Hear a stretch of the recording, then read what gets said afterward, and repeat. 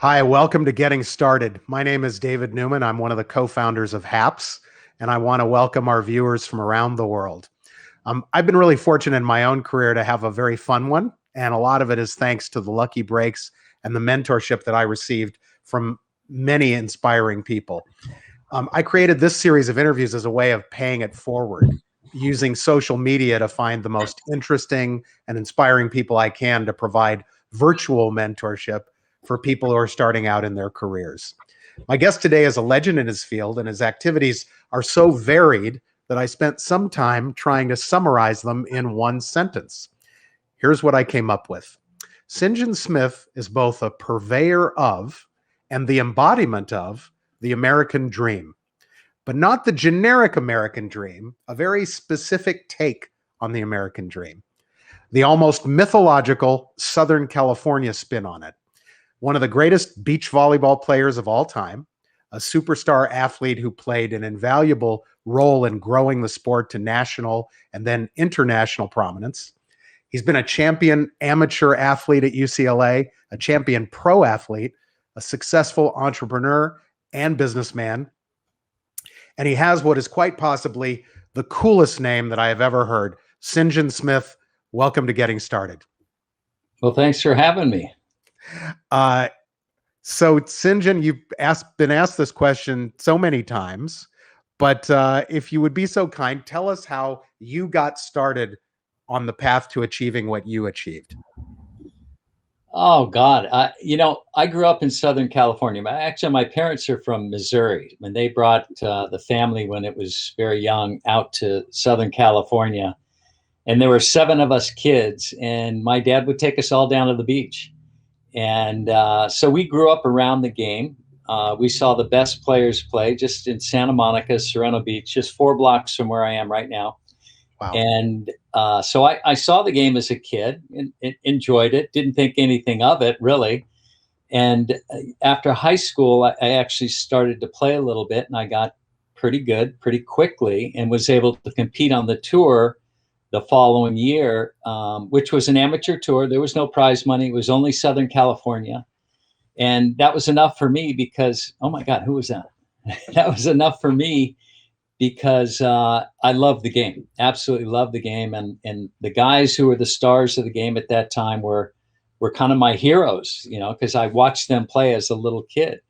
And then I was competing against them. And that was in the mid to late 70s. And then in the early 80s, a little bit of money started to come into the sport.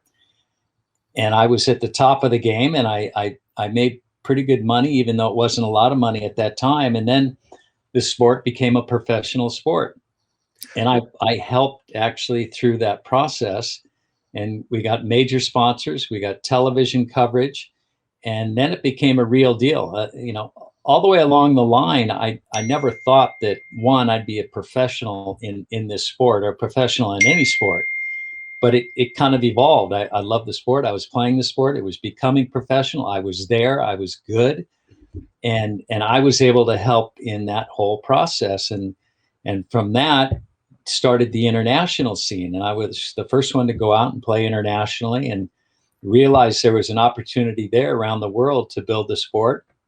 Worked with the international governing body to do that while I was playing. It was kind of a benefit that I was running around playing in different countries. I could go out and get more promoters and help them and teach them how to put on major events and benefit from those events. So that eventually led to an opportunity to get the sport into the Olympic Games. And I played a major role there as well. The president of the FIVB, Ruben Acosta, at that time, took me with him to meet with IOC members to teach them about the sport. The FIVB brought the IOC members and brought the president of the IOC to some of our major events. And that basically sold them on beach volleyball. They saw how popular it was, all the different countries playing, the massive crowds out watching. So we were in the Olympic Games in 1996. I happened to qualify for those games. I was 39 years old at the time, but felt really, really good. And we were one of the first sports to sell out in the Olympic Games, which nobody expected. No kidding. That's fascinating. Yeah. there's a lot that went on to make the sport an Olympic sport, other than just getting people excited about it. I mean, it's another story. If you want to dive into it, we can talk about it. But suffice to say, it was a huge success in 1996. In every Olympic Games after that, it's been a major success. And so it's been a tremendous ride for me, actually being able to play the sport I love, then actually being able to make money at the sport, and then being able to build the sport, not only here in the US, but around the world. So it's been a really, really awesome time for me. That's great. What was the allure of volleyball, as opposed to the other traditional sports that boys are attracted to playing? In other words, why was it more appealing to you than baseball or football or basketball? Was it just because of the geography, because of where you lived, or was there something more to it? There really wasn't much more of an allure. I played all those sports in grammar school, and then in high school, I was starting to get into those sports, the basketball, baseball, football, but I just hadn't grown yet. I wasn't physically strong enough. It was the first year they had indoor volleyball at the school I went to, the high school, Loyola High School. And I was kind of good at it because I was messing around playing volleyball, with my brothers and down at the beach.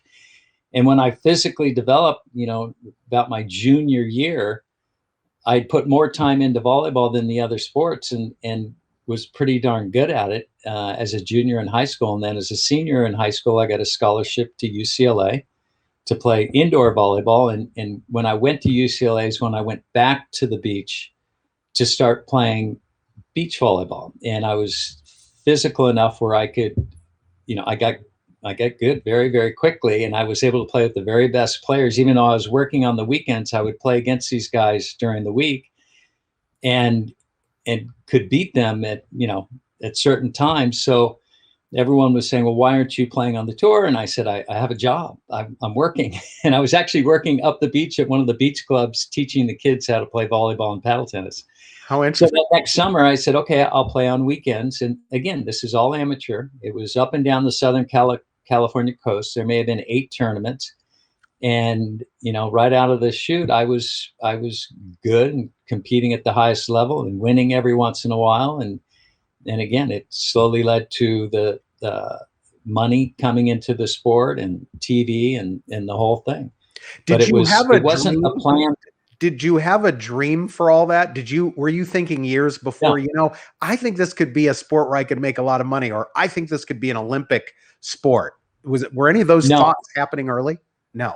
Not the Olympic thing happened at one point, but it was later on. Early on, when I started to play on the beach, when all the guys that I saw when I grew up at the beach, they were going to Manhattan Beach, they're going to Santa Barbara, going to San Diego, and playing in these tournaments, and there would be thousands of people watching these guys. That was kind of an allure for a kid to watch and see these guys who were bigger than life, who you watched them train on a daily basis, and then all of a sudden they go out and they're like stars in the beach communities. That was attractive to me, but there was no hint of money or TV or any of that in the late 70s. None of it.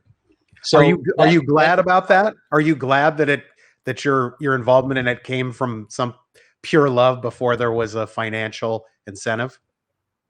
It didn't matter. I just loved playing. I was going to play no matter what at that point. I think it was helpful as I look back, on some level that I didn't take for granted what had to happen before it became a professional sport. I think a lot of players today, they don't understand where the sport came from or how it got there.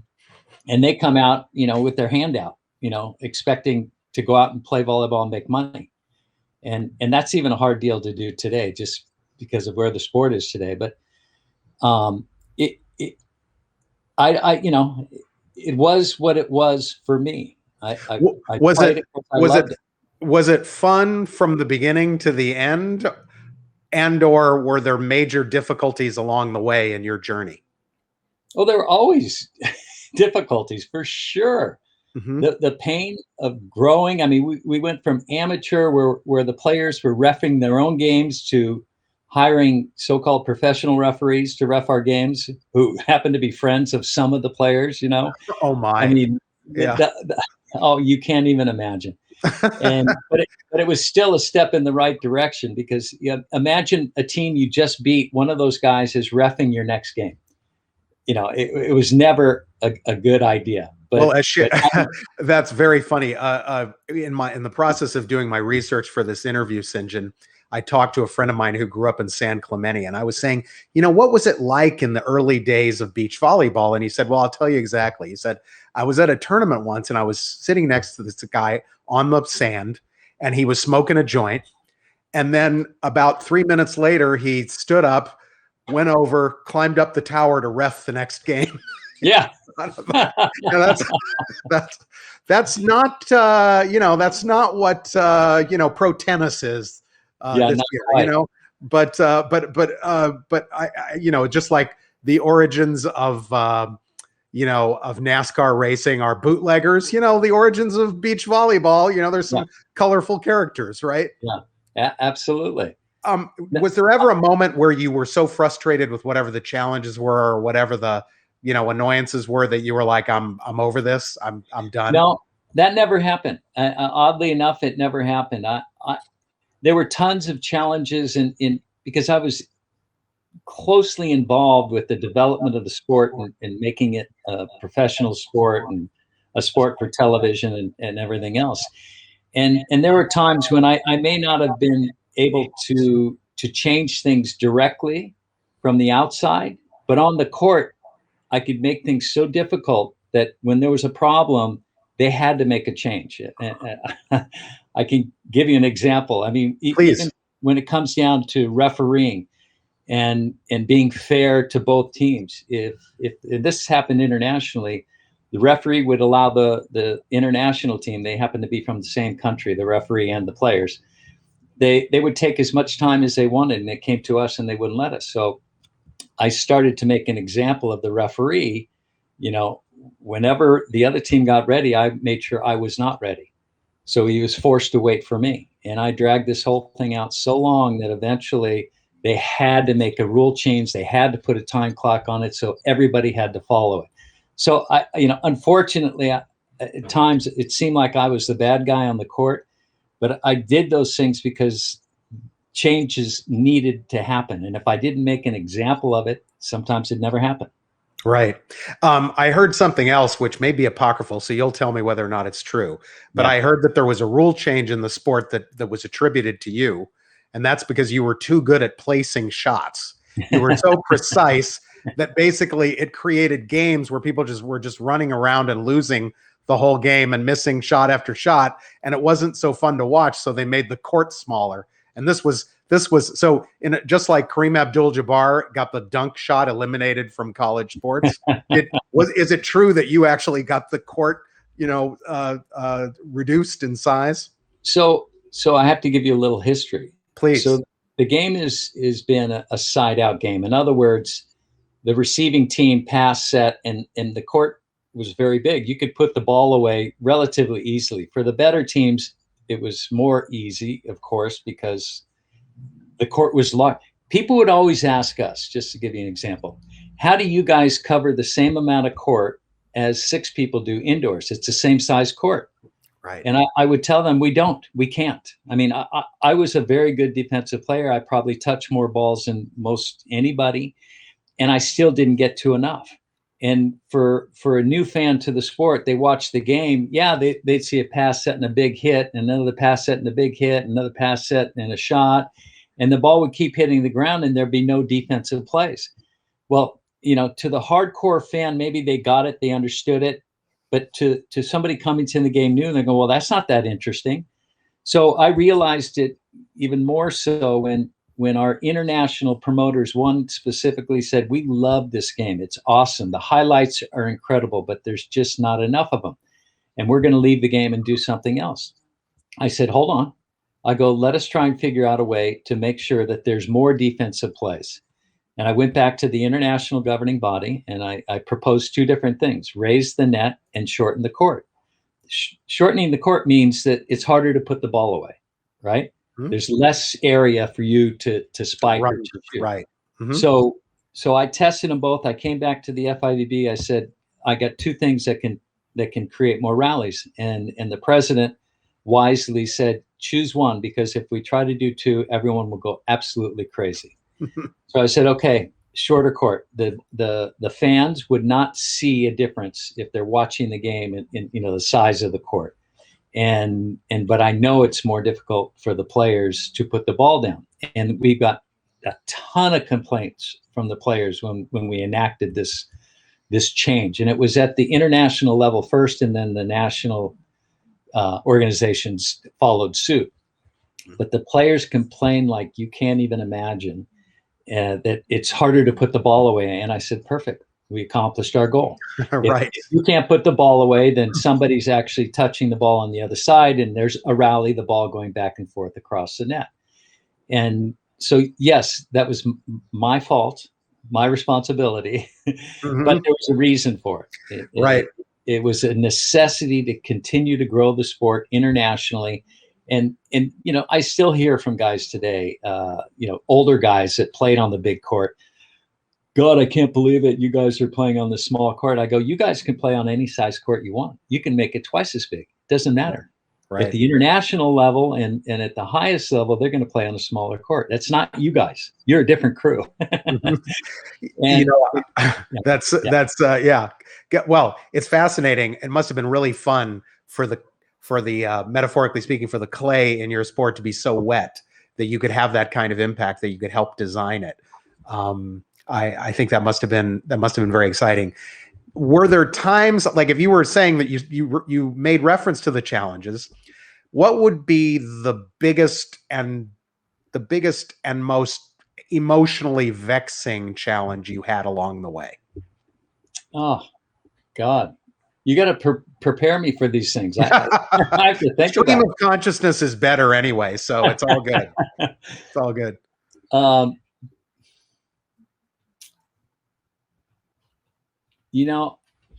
It's hard to think of one thing right now that made it super tough.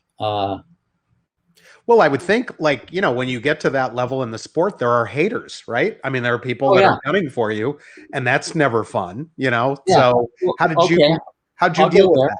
Yeah, I'll go there. Yeah. So Randy Stoklos and I were the most successful team in the history of the sport, and still are today.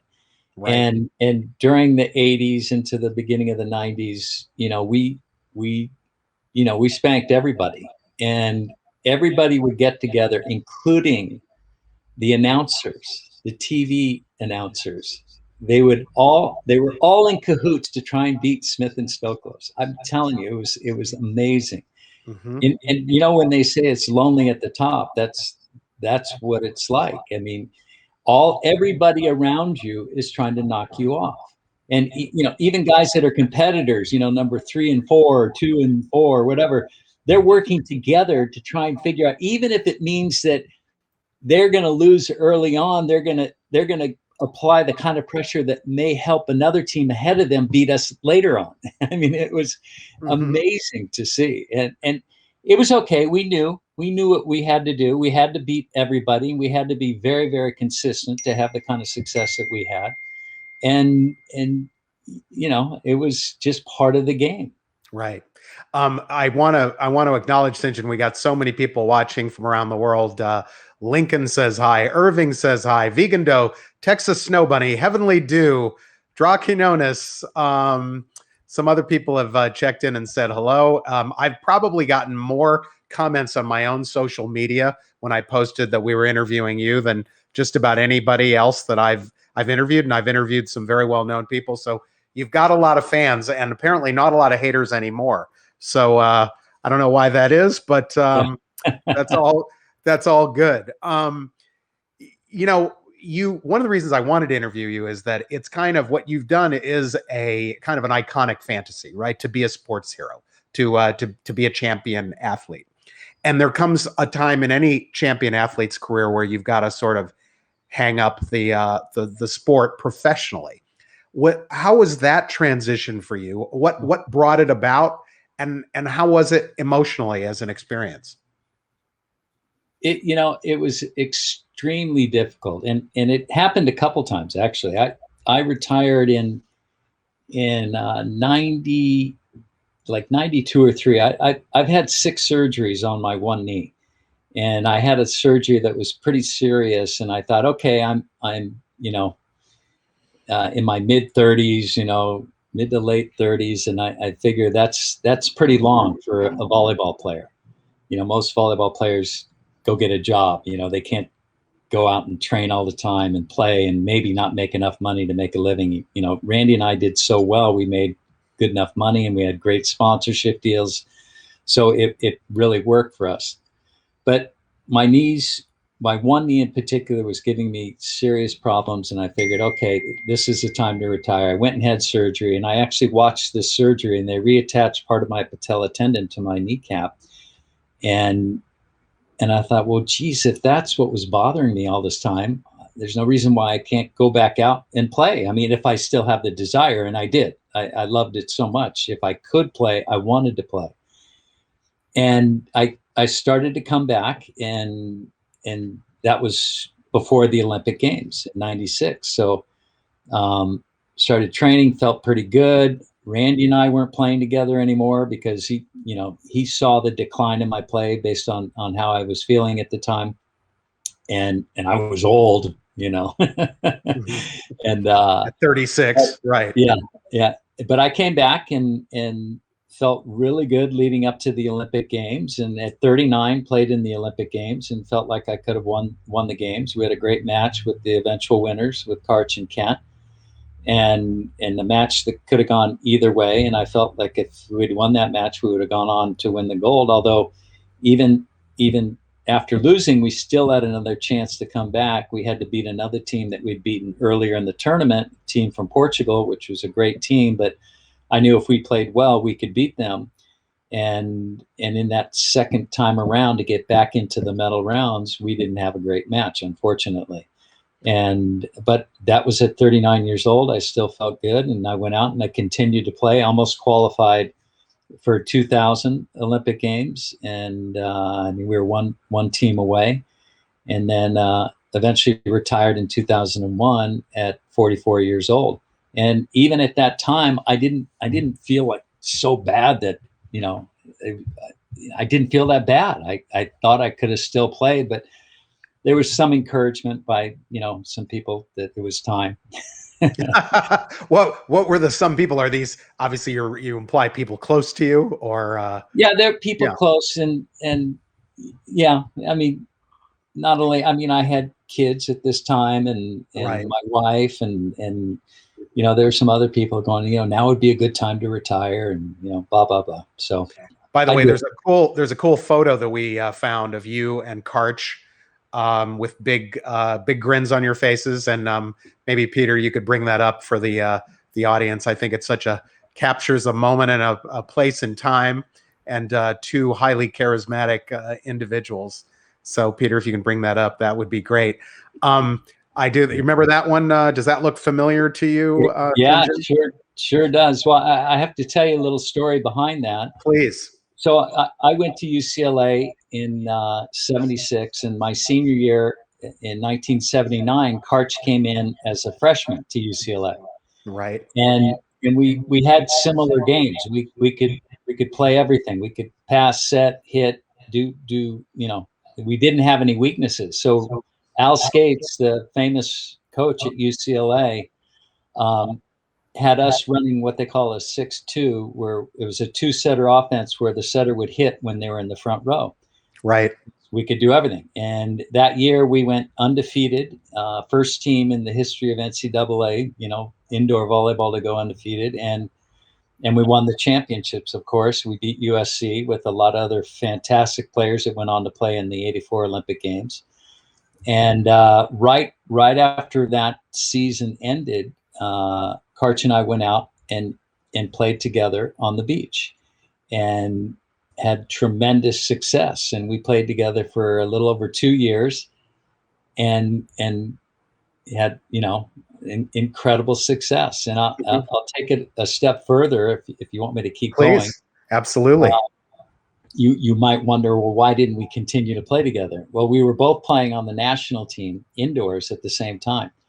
And I eventually got kicked off the team. So I was out playing on the beach while Karch was training indoors. And when Karch was available, we'd play together in the beach tournaments.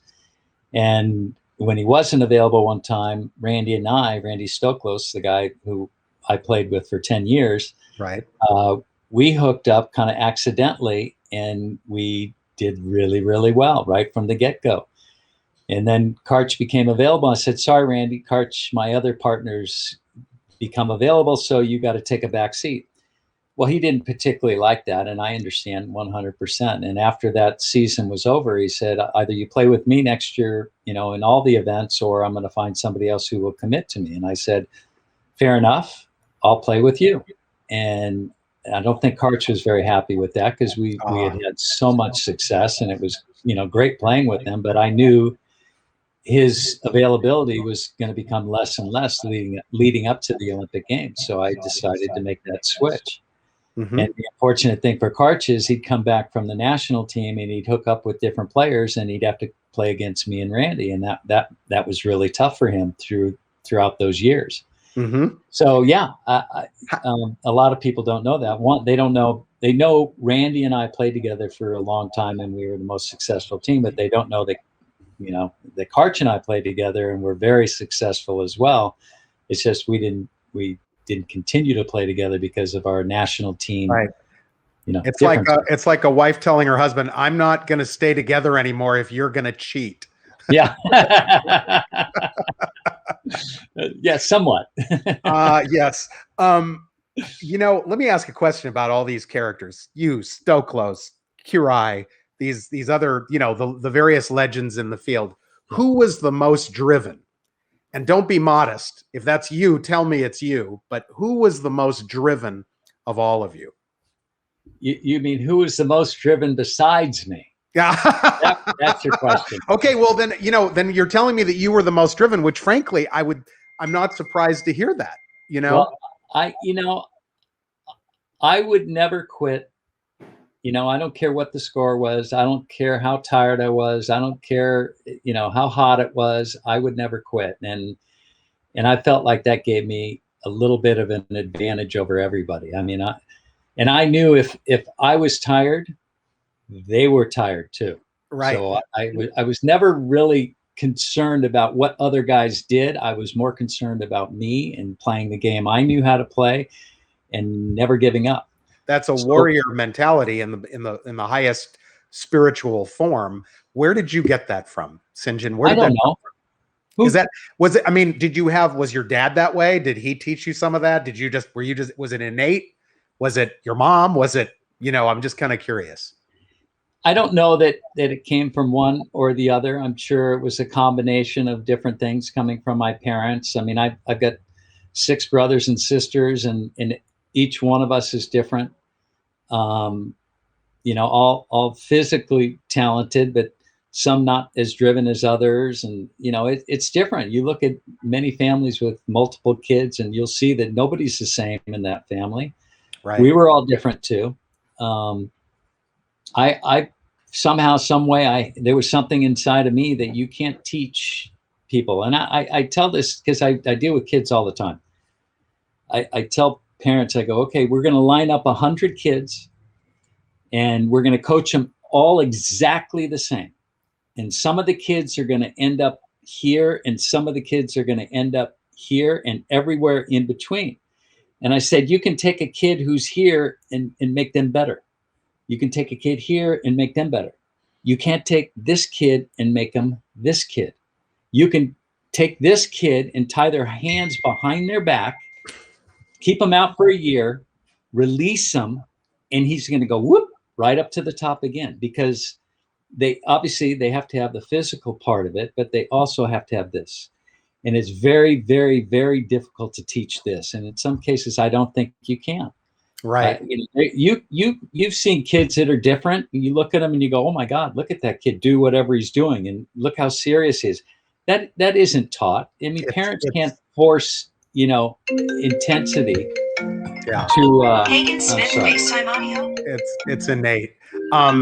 This is a perfect transition in the questions too. By the way, I want to acknowledge Helen Wallace is a commenter who's complimenting this interview. We've got a hello from Edinburgh from her. It's always fun to hear from different corners of the world. I'm going to ask Peter to put up a picture that was like for a Hang 10 ad, where looks like you were doing some modeling here. And I feel like it's the perfect way to ask you a little bit about that first transition where suddenly you decided to get into the apparel business, that emerged out of the beach volleyball culture that you were a founder of. How did that? Tell us about that transition, and tell us about that photo, which is just a great little time capsule. Well, I'll start with the photo. That's my brother, by the way, the other guy in the picture. Andrew, right? Yeah, Andrew. And the gal is,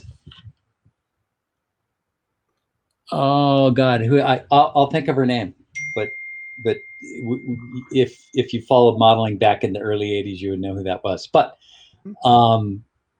this was just a modeling shoot. It had nothing to do with volleyball. Zero. It had nothing to do with us being who we were at the time, because we weren't really anybody. It's probably 1980, and before the sport was professional, before we were on TV, before all that.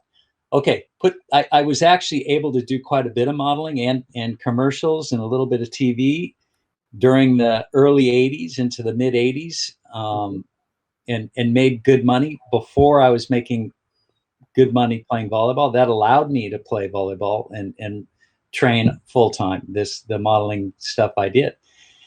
But what really changed things for me in my career when it came to the clothing industry was when actually my wife of today, who wasn't my wife back then, introduced me to Steve Asher, who owned a fledgling company called Sideout Sportswear.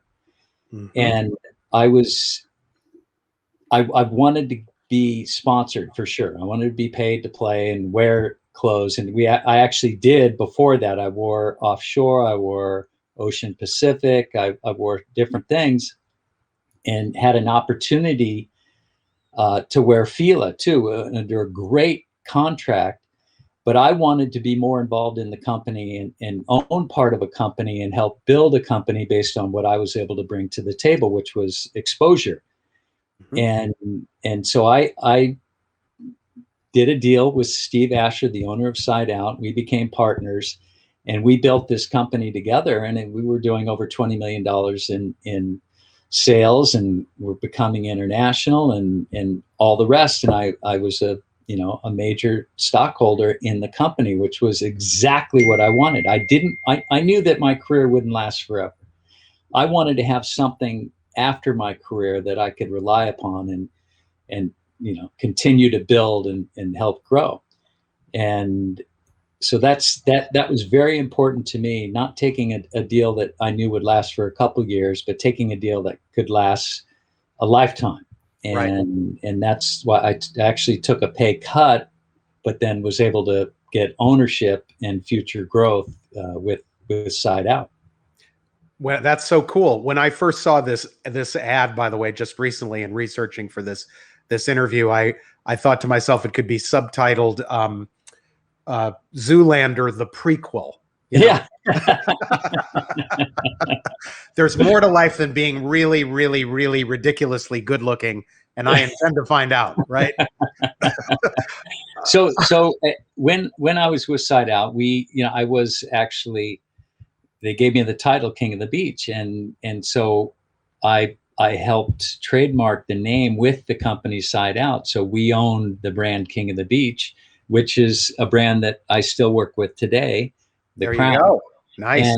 And along with that, Queen of the Beach and King of the Court and Queen of the Court, King of the Snow, Queen of the Snow. And I'm helping licensing all those brands today.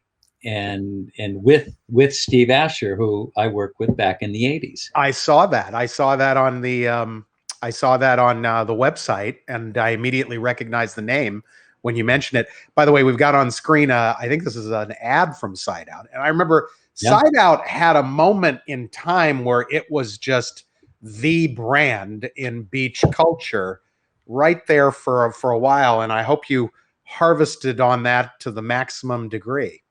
No, absolutely. I mean, imagine this. We had over 20 events on network television, and I was on most of those broadcasts, the vast majority of them. So we were getting, an hour-long commercial on every one of those broadcasts for the brand Sideout, because I was head to toe Sideout everything and marketing and pushing the brand. I mean, there was nothing better. And there were a lot of companies at that time that had popped up, specifically beach volleyball companies. And at the time, that included Massimo and Maui and Sons and Club and Red Sand and I mean, there were a bunch of companies that came up during the mid to late 80s into the 90s that took advantage of this platform that beach volleyball had developed over those years. And I have to give credit to Leonard Armato, who started the AVP. He came to us players in 1983 and said, "You guys can own and control your sport." And we're going, "Huh? How do we do that?" And he goes, "I'll help you do it." He started the AVP. He, his offices, his staffing, he built it up, developed all the relationships with the sponsors, with television, with the help of some of the players, of course, and built it into something where we could actually make a very good living. I mean, we had $4 million in prize money, and it was, it was the thing. Like you said, in the mid to late 80s, going into 90s, it was the thing. It was the hot thing out there, beach volleyball. Yeah, and then, it really was, and I was impressed by your enterprise and taking full advantage of it. My partner, co-founder Mark Goldman, says hello. By the way, he says great. So great to see two of my favorite people chatting and hanging out. That's a very nice compliment. Thank you, Mark. Audience members, I will certainly entertain questions. If you have some, you can put them into the comment stream. I am, what advice, if any, do you give young people about pursuing a professional athletic career? Oh, well, first of all, anyone doing that has to know that it's so difficult, and there's so much competition, and it shouldn't be, with the singular goal of making money, because you're going to be very disappointed. The vast majority will be very disappointed. If you love something, and it doesn't have to be just sports, but anything you're involved in, if you love something, then you will work hard, and you will put a lot of time into it, and you will be successful at some level or another if you go out and you put the time and energy in. And it's so much easier to do if you enjoy what you're doing. And obviously sports are kind of fun. Yeah, absolutely. Yeah, but it teaches you so much more when you're out there, you're competing, and even at an average level, if you're competing very hard, you're learning, about your partner, you're learning about your opponents, you're learning all different kinds of things about how to deal with different situations, and that translates to everything and anything you do. I mean, if you're that kid that gives up easily because you're down, well, that might happen later on in life in other things you do. But Right. if you're that kid that goes out and tries hard, and even though you lose, you come back hard and you come back hard, you're going to succeed at something. It may not be the sport that you really love and you're trying to go for, but it'll be in something else, because we're all different, and we have certain things that we excel in, and you got to find what that is. If it's sports, awesome, get out there and do it and train and become the best that you can be. But I never thought, when I was training and playing, I wasn't doing it necessarily to be the very best in the sport. That was just a fringe benefit. I mean, I went out and played because I loved it, and I just happened to get good enough, and I happened to have all the right tools, physically and mentally, to get to that point in the sport where I had a lot of success. But it's not that easy. But just because you don't win every time doesn't mean you're not successful. If you progress at any level, that's success. If you're able to start out here and end up here, that's success. So some well-known writer or public figure once said a hero is someone who goes one more round. Yeah. And I thought that's quite telling. Along the way, in terms of coaching, so to speak, and mentoring, I know that you talked about in one interview that I watched online about Rod Van Hagen being one of your early mentors. But are there any other mentors along the way that were sort of notable in your evolution, including in your business evolution? Well, Ron was important to me because he was, at that time, he was the guy. He was, the top player at the time, and he was impressive as an athlete. I mean, his physique, his demeanor, everything about him, it was so focused, and when he said something, I absorbed that so quickly and took it to heart. And there were just a handful of things that he would say early on in my career that I never forgot, and I always used, and they were so important to my success. I mean, everybody has their mentors, their coaches, or whatever, and they mean a lot to them. My coach at UCLA, he said a few things to me too that made all the difference in the world. I mean, you learn from different people, and you take those things, and sometimes you may not realize it, but they have an enormous effect on not only what you do in your sport, but what you do in life. So I'm dying to hear, what were one of those, I'm sorry about that noise outside. Yeah. What were one of those, care to share anything that Al Skates said that sticks in your mind? Oh, Al Skates, he did one thing. He barely said a word to me when I came in as a freshman, but I was good enough to play on the first court, right, with the upperclassmen, and that was pretty awesome. And I thought I was pretty cool because I was a young guy coming in, and I could play with the top level guys at UCLA. I didn't go for a ball. I didn't hit the ground. The one play, and he goes, Smith, second court. Oh my. I went over to the second court, and I tried my heart out every single minute, every day, until I earned my way back, and I'll never forget it. You don't go for by the way, it sounds straight out of the John Wooden playbook. This is literally exactly the same. Yeah. He said the bench is a great motivator, as he said. That's very interesting, though. What a great moment. I love how laconic it was. Yeah. That's wonderful. How about any books or any reading material along the way that was very meaningful and important to you in your journey that you would pass along?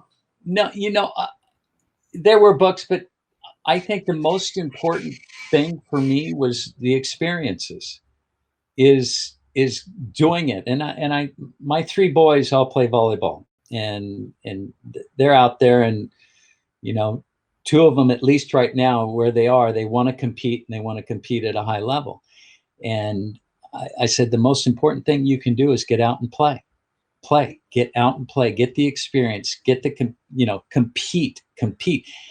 It's so different today. When we were playing, 40 years ago, we'd come down to the beach early in the morning and we'd play all day. We competed all day at a high level. Today, that doesn't happen. These guys, they go down for 2 hours. They do drills. Not, every once in a while they'll play against a team, but this is like a 2-hour block of time. And then they'll lift weights the rest of the time. And I don't know that you can get to be as good as you can be without competing a lot more than that. And I try to tell these guys, I go, you got to get out, you got to play games, you got to compete against anyone and everyone, and try hard all the time. Mark Goldman passed on a question. How much of your success do you attribute to mental toughness rather than physical attributes? I'd say majority on the mental side, because all of us who were playing at a high level we could all do everything. We could all pass, set, hit. And I didn't jump the highest. I wasn't necessarily the fastest, but the mental side of the game, I think, was the edge for me. And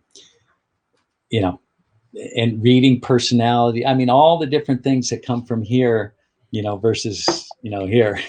Yeah. And so I think that made a very big difference for me. And when Randy and I would step on the court, and people knew that we were a team that wasn't going to give up. We weren't going to give anyone a break. We're going to try hard, and we were a good team to start with. That they were going to have to do something really, really special to beat us. And fortunately for us, we were both pretty strong-willed and well-skilled, that it was hard to beat us. And the hardest thing for teams to do against us was to score the last point.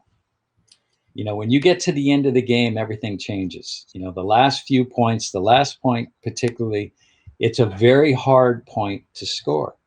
And we were always very, very good about not giving up that last point, and also figuring out a way to score the last point. So, yeah, the mental side of the game, I think it was a big edge for me. I'm going to ask Peter, our producer, to bring up the another photo of you, a little profile, and it calls to mind that you had a brief period where you were acting and modeling. What was that experience like? And what do you, it's interesting in that I could have seen you try to go down that road further and you didn't. What was that like? And why did you do it? Did you like it? And why didn't you keep doing it? Oh, it was tons of fun. I mean, that particular article was in People magazine, and that just happened to be the first edition of the 50 most beautiful people. I don't know how I got in, but somehow I got in. And it ain't bragging if it's true, as Muhammad Ali would say. So, although if I grew up with Andrew Smith as my brother, I don't care how good looking I was, I'd be like, man, I'm just the ugly duckling in this family. But that those opportunities came, and I didn't search. I wasn't out there pounding the pavement like a lot of other people did that were really needed to make the money. At one point I did, and I was out there pounding and did all the interviews and everything else. But then at some point more things came my way, and I was able to take advantage of it. It's not an easy business, the TV and modeling business. I mean, it's the vast majority of what you're out there when you're out there looking for jobs. It's being turned down. And if you can't take being turned down, even when you're the right person for the job, then you shouldn't be doing it. I considered it luck if you got a job, and if I got a job, I was happy to have it, but I wouldn't be, tearing my hair out if I didn't get the job. So it was a lot of fun doing it. The commercials, the TV stuff. I was on a Magnum PI with Tom Selleck, which was awesome. So much fun. Mm-hmm. They made a movie called Sideout as well. I don't know if you've ever seen it. I believe that I have. It's been a while, but I remember that period. Sure, it was. That must have been very gratifying. Like, by the way, imagine being named one of the 50 most beautiful people and people. And I ask this question very sincerely. Does it become a challenge keeping your ego in check in that kind of in that circumstance? I would never know. So I'm asking you. Well, you'd have to ask other people around me to see if I had that kind of an ego. And I think no, I don't, and never really concerned me. It didn't. I know who I am, and I'm comfortable with who I am, and I don't need to push things out there. If people present them to me, I have fond memories of all of it, but you know, yeah. Right. One of our top commenters, Helen Wallace, said, "And did they super glue the ball to your finger for the shoot?" Yeah. Oh, very good. That's a, we've got a very quick audience, by the way. Another one of our top commenters, Bo Adams, said John Wooden's "Be quick but don't hurry" is an excellent guide to finding success in the athletic and real world. Were there any athletes from other fields that you are especially admiring of? I mean, when I hear you talk and I hear your kind of mental orientation, I think a lot about Michael Jordan, because that's so many parallels to what I know about him. Apparently don't even bother. Like if you're in a golf game with him, don't even, he's trying to win with everything he's got, Yeah. always a card game, whatever. So were there any that were particularly inspiring to you from other fields? Growing up, we happened to live kind of near to Jerry West, and I loved watching Jerry play, for the Lakers, back in the day, and watching him and his demeanor and everything else. I think he was the first athlete that I really, I don't know if related to is the right terminology, but I enjoyed watching him and I enjoyed who he was as an athlete and as a person. And I've been fortunate enough to see him, over the years, and he's as nice a guy as you can imagine. And I actually, at that time when I was a kid, I was a math tutor to some of his kids, to his boys. So it was a lot of fun. It was very interesting. That's interesting. And, just recently, I've become friends with this guy from the Santa Monica area. His name is Mark Verge, and he's a very successful businessman in the area, and he does things he enjoys to do in business now, and he helps people everywhere he can. And that to me is something that's so awesome. When you have the ability to do that, and you do it, all his success, he doesn't have to do anything for anybody, but he makes a point out of helping people who need help and mentoring kids and anybody who needs something. He reaches out, he hands out, he does it all. He's an amazing person. And the people from the area around here will know who he is. A great family. He's a guy I look up to. Mm-hmm. If you could take a do-over of anything in your career, what would it be and why? I don't know if there was anything I would do over. I mean, I always think what would have happened if I played tennis, because I enjoyed tennis. I didn't play enough of it when I was young, but I enjoyed it. Mm-hmm. And I had the right mindset for it, and I was physical enough to play tennis, but I wasn't pushed in that direction. And you kind of have to be led a little bit in a direction to be able to be successful at something. Kids don't just fall into a sport. They grow up around it. Either their parents play it, or they play in school, or the opportunity exists. I mean, you don't see a lot of, speed skaters from Southern California, mm-hmm. or hockey players for that matter, right. They're from the cold country. Mm-hmm. Yes. Yeah. So, you have to be led just a little bit, not necessarily pushed, because, a lot of times you see people pushing their children into one thing or another, and it backfires. Yeah, maybe they're good for a certain period of time, but they're over it by the time they get to a point where they get to choose what they want to do. And if you can expose them to everything and find out what they love, and then help them along the way, the result will be way better, way better. Do you think that today there are more or fewer opportunities for the next generation in your field? Oh, much more. There's no question, much more. And I mean, if you're talking about men and women in the sport of volleyball and beach volleyball, there's way more opportunities.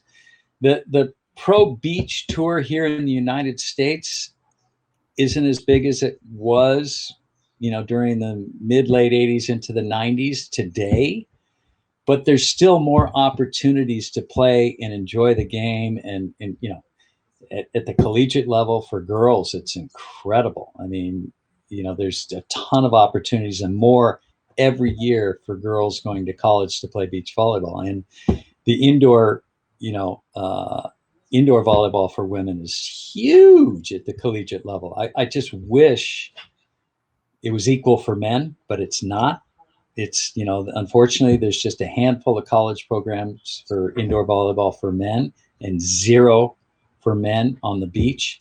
And I've tried for the past 20 years to offer opportunities for men and women at the collegiate level to play beach volleyball and have a championships out here in Southern California for those years. And hopefully that will grow into something that's open for all athletes in college. Without all the bureaucracy of the NCAA and the restrictions that the NCAA poses, and the lack of opportunity for the guys. I mean, it doesn't seem fair. I mean, they say, oh, you got to have equal opportunity for men and women. That's great, but football, you want equal opportunity, you got to take football out of the equation. I don't know if you follow the NCAA thing, and I'll probably get in trouble for saying this, but I just wish that they looked at sport by sport, and men had the same opportunity as women do in the sport of volleyball and beach volleyball. That would be awesome to me. Well, there's nothing critical. There's nothing critical you could ever say to me about the NC2A that I wouldn't agree with. So yeah, that's mine. On that note, Sinjin, you've been so generous with your time, and the hour has flown by. I really want to express my appreciation to you on behalf of the whole HAPS community for sharing your wisdom and your anecdotes. Is there anything you want to say before we sign off? No, I felt like we were just starting, though. I know there's a lot more that we could talk about. Maybe we'll do it another time. A sequel. I would love to do a sequel with you. That would be awesome, Sinjin. Great. Thanks. You've been a wonderful guest. Thanks to everybody around the world for watching, and your comments have been very encouraging. We will see you next time here soon. You can subscribe to me on HAPS, and I'll keep you posted, and I'll keep you posted about when Sinjin and I do part 2. Thanks so much. All righty.